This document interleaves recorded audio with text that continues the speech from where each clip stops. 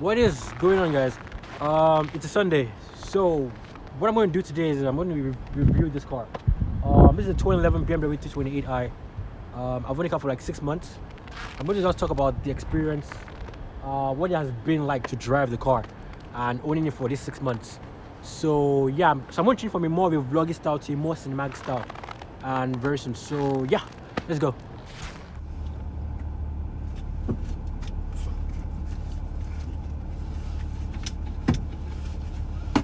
I think I can tell. I'll be heading off, and yeah, I can talk about what it has been like to own the car, drive the car for like 6 months, and I'll give my overall impressions. Let's talk about specs for a bit. This car has a 3-liter inline 6 engine pushing out 230 horsepower, 200 pound-feet of torque. And the base price of the car is $13,000. But this car has been tuned by EVS. So if you don't know EVS, EVS is a tuning company in Toronto. This car is from Toronto, by the way. So what they did was they did an ECU tune, boosted the ECU, and now the car pushes 252 horsepower and 220 pound-feet of torque. Not too much of a boost by any means, because this car doesn't have a turbo. This car has a normal natural aspirated engine, so you can't get much power from a natural aspirated engine. If you do too much, you just can't get that much power unless you get a supercharger or a turbocharger into the engine. But this car has, like I said, an ECU tune boost and also some minor sleeves as well. The car also has front fenders, blacked out mirrors, by the way, and that gives you the blacked out looks, the wheels as well, and everything comes together. The Msrp, the amount that we used to buy this car, was $23,999. That was the amount to buy this car. So now that I've talked about specs for a little bit, let's talk about maintenance for a split second here, because I know a lot of you have asked in the comments and stuff like that, what has been like the maintenance of owning this car, and it's been okay. It's been good. It hasn't been too bad, to be honest. I think, as I said, I've only car for 6 months.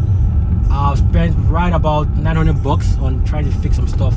Let's talk about so maintenance isn't really a big issue if you're going to own this car. I doubt maintenance not going to be something that's going to bother you a lot. Now let's talk about some other stuff like the interior, like what is it like to be in this car, because this is where you're going to be like on a daily basis when you're driving the car. The interior, to me, it's a little bit plain, not a lot of luxurious items everywhere. It's just it's just black and silver. That's just how it is. For me, I would prefer the Mercedes interior. The Mercedes interior is way better than this.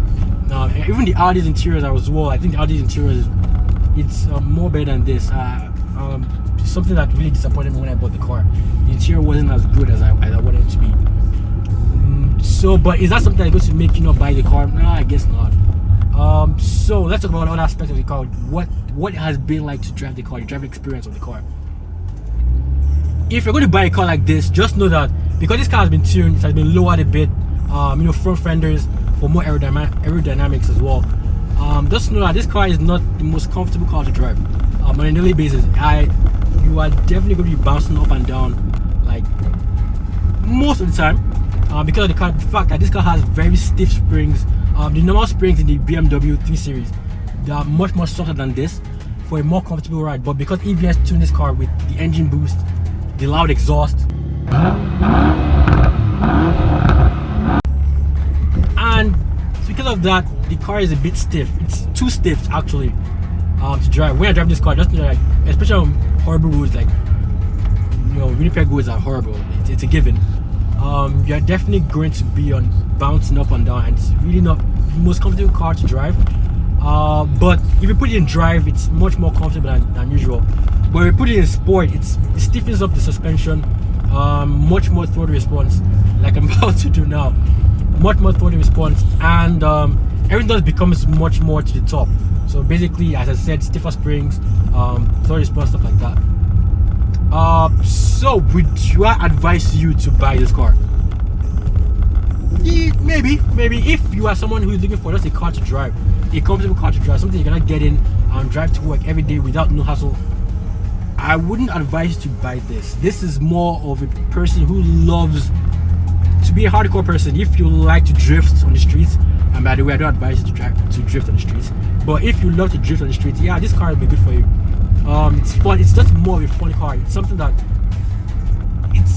it's a driver's car. That's what a BMW is. That's what this car really is. You know, it's lower, it's stiffer, stuff like that. You can complain about how uncomfortable the car is, but I mean, do I really care? I don't really give a shit. It's more, this car is more about the emotions it gives you.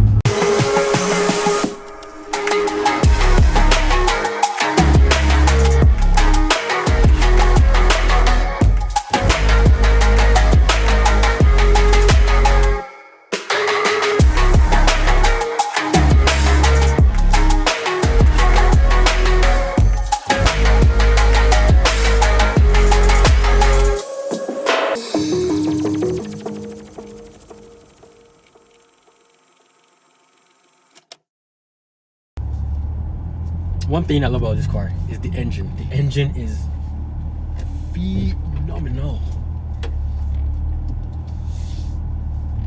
Such a good engine. I don't like the I don't really like the tranny though. The transmission is not really the best. It's a 6-speed, so it doesn't really have, the ratios are just really far apart. So like you just want, like when you're shifting gears, and besides you can shift the car manually by taking to sport, or you know, shifting manually from the shifter here. But I'd rather let the computer do it by itself. It's just better than me trying to shift the whole thing myself. But I have to say, all in all, and also this car comes with a, because this car was still from EVS, it comes with a floorboard lighter. So like normal 3 Series don't have this.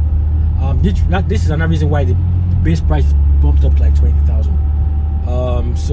Yeah, especially at night, the floorboard lighters, it makes the car look so good. That's one thing I love about the car, and it's something that I have to myself now that my next car must have it, because it makes the car feel really, really special. Put it in sport mode here, and the exhaust opens up. You swiggle, because this car rear-wheel drive, so you swiggle a bit. It's so fast. The engine is just phenomenal. Now I'm doing like I'm doing 120 in an 80, so I have to calm it down a bit. But this is something I'm going to miss about this car. This car's engine, it's so good. I used to own an Audi A4, a 2008 Audi A4 before I owned this, and that car was amazing. It's just, the engine was just not as good as this. The engine was a bit rough. The engine is way more smoother, and just, I don't know, more punchy. It has more power to it. That's something I love about this car's engine. It's so good. Anyways guys, if you like this video, please smash the like button.